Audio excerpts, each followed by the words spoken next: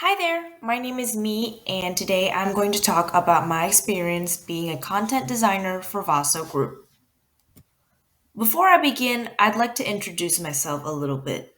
As I said before, my name is Me. I'm a graduating senior in techcomm, woohoo, and I have a passion for good UX and visual design. Even as a kid, I've always liked to tinker with websites, apps, and machines, most of the time taking them apart in developer tools or with a screwdriver. I love to see how things work and what makes them work so well. In addition, pretty things attract my attention. I like to think how I look represents how I feel, so I always try to channel my happy, carefree energy into my products. I have a strong background in writing thanks to my high school years in specialized English classes. I came into TechCom believing I was going to be a technical writer, but I quickly found a different path that was more suitable for me. While working as a copywriter intern, I realized I could do more with my skill set. I have both the content and the vision for it, so why not go for something where I can do both? That's when I grew to become a content designer.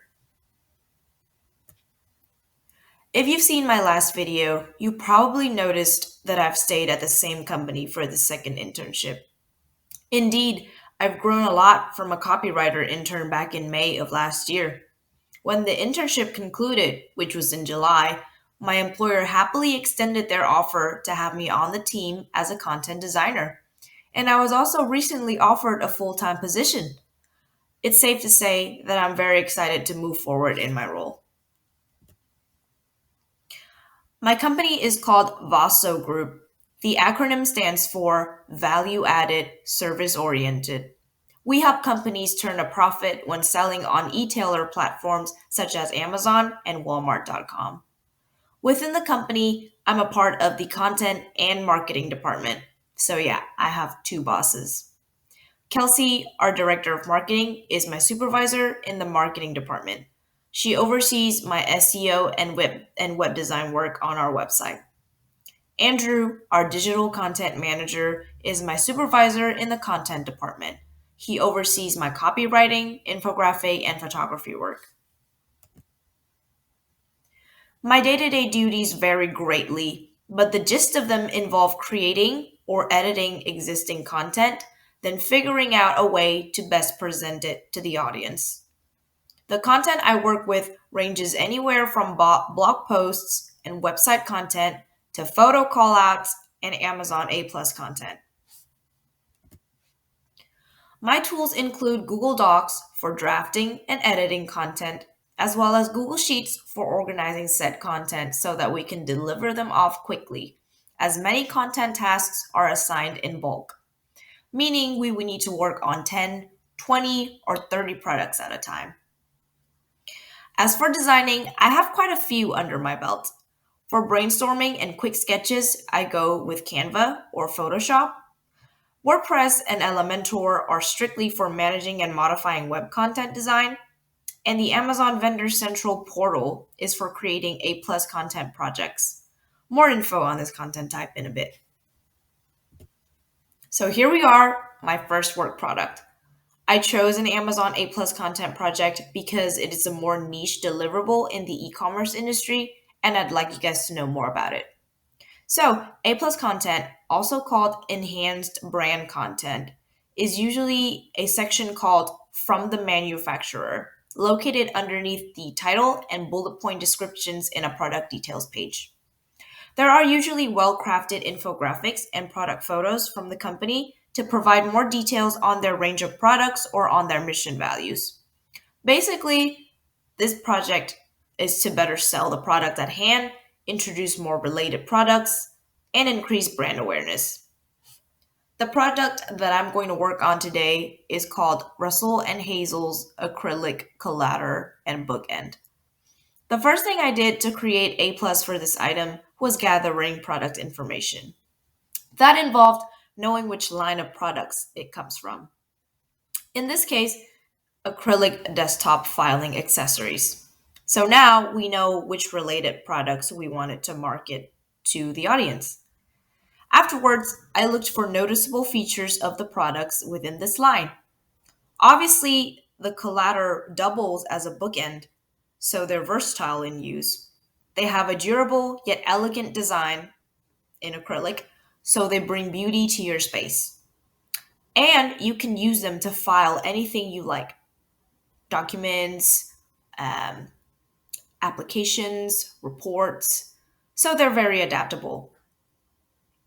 My second step was to incorporate the seller's brand voice into the copy. This not only helps selling to their target audience better, because customers need familiarity, but it also shows the company in a more credible light, as they do not provide these products purely for profit, but also for a purpose. In this case, I tried to relate to the company's mission statement while selling the benefits of this product. Here, because Russell and Hazel values quote unquote pleasing designs with loads of functionality. All of their products aim to beautify your space while also meeting your practical needs. Therefore, this collateral and bookend adheres to this value in that it provides storage and book support with style. The next thing I did was selecting the content modules to be included in the project. Each project allows 5 modules max, and some brands already have guidelines in place for which models they use. For others, you, as the creative, get to decide the combinations. I commonly use these 5: company logo, single image with specs, 3 images with text, image header with text, and comparison chart. Adding modules is very simple. You would click on Add Module, click one from their pre-designed modules list. I've added a couple of screenshots to show you what kind of selections they offer, and you should be done. After I've selected the content modules, I just fill in the content modules with our written content.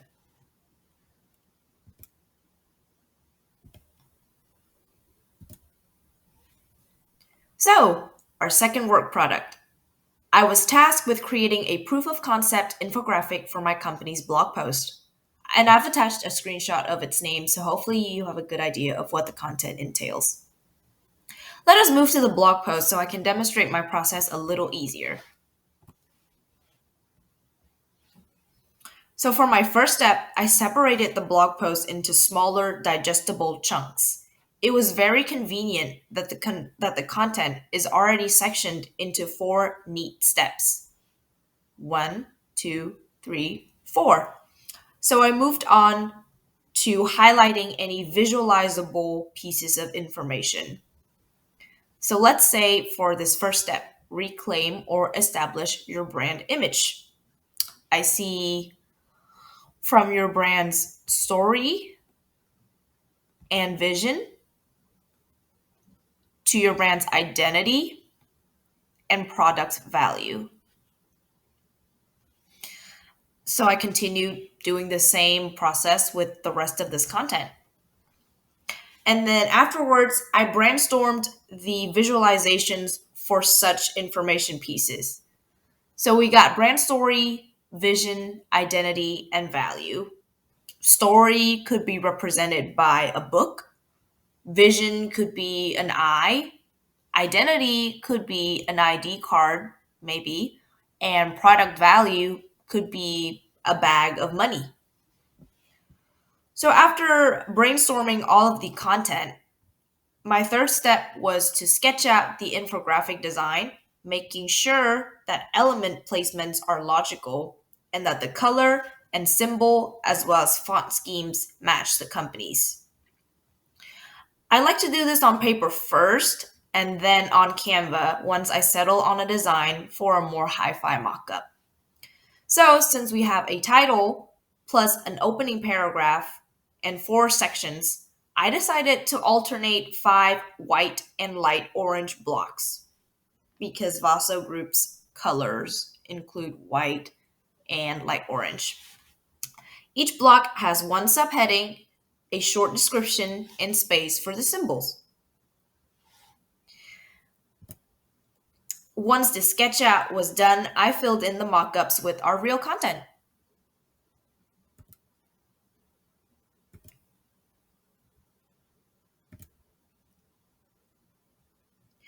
Now, a little bit of reflection. My time at VASO has proven to be invaluable in my professional career, and I've learned many, many useful things, but two things stuck out the most. Number one, engaging content itself is not enough. It needs to be presented in an easy, approachable manner for the best audience reception. Two, first impressions still matter, and looks can sometimes decide the authority of your content. As such, it is always crucial to present your content in the best possible way, or else its value will be lost on the audience. My preparation for this position came from many places. I mainly used my knowledge of focal points and document composition from visual technical communication in sketching out document layouts and choosing visual assets. The technical writing classes also really helped me continue writing concisely and clearly so I won't confuse consumers. And content strategy helped me understand where I should put certain information so it makes the most impact. My bigger challenges came from the visual side. I've never prided myself on having a keen eye for aesthetics, so I always try to learn more design styles and ask for feedback from my supervisors whenever I can. Another setback was finding and locating assets. Sometimes it takes a while to get Google Drive or SharePoint permissions from our clients, and sometimes it's just hard to find a symbol or illustration that fits my desired style. Finally, time and project management sometimes get really tricky since I have to balance my workload between two supervisors. With that being said, if there was one thing I'd change, I would want to figure out an efficient workflow and stick to it much earlier than I did. Balancing work and classes proved very challenging for me since I used to go to campus 4 days a week and worked an on campus job on top of the 20 hours every week for the internship. So I used to work through the weekends and never got any rest. Luckily, I never stuck to it and actually devised a strict working slash studying schedule during the week, which helped tremendously because I knew exactly what I needed to do during a certain block of hours and was able to prioritize my tasks accordingly. So that's about it for my internship experience as a content designer at Vaso Group. I hope you enjoyed this little talk and that you've walked away with at least some useful information. Thank you for listening and reach out if you have any questions.